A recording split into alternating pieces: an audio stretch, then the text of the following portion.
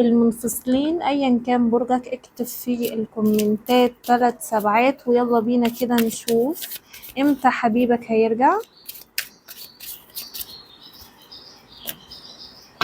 امتى حبيبك هيرجع؟ منفصلين، امتى حبيبك هيرجع؟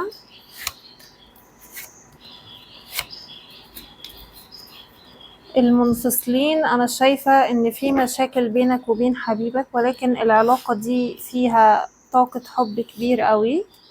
العلاقة دي ممكن تكون مقطوعة. للبعض الشخص ده ممكن يكون متزوج او عنده طرف ثالث والعلاقة دي مقطوعة بقالها فترة.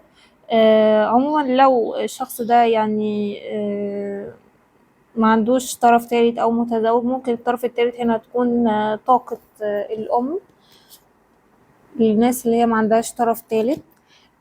وده هو كان سبب المشاكل، او للبعض هيكون صحابه هم سبب المشاكل في علاقتكم. عموما في تدخل من طرف ثالث في العلاقة، هو ده اللي أثر عليكم، رغم ان انتوا الاتنين بتحبوا بعض او ظروف خارجية خليكم ما تعرفوش تتحدوا رغم الحب والمشاكل دي.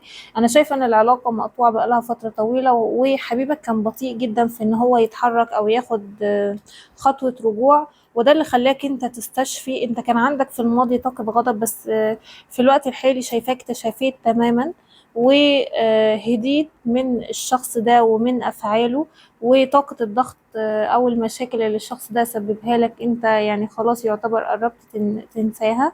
الشخص ده يعني كان جاي يعلمك ان انت توازن في عطائك وتوازن مشاعرك، وتتعلم ان انت لوحدك كفاية، وان انت تقدر تكون مبسوط بيه او من غيره.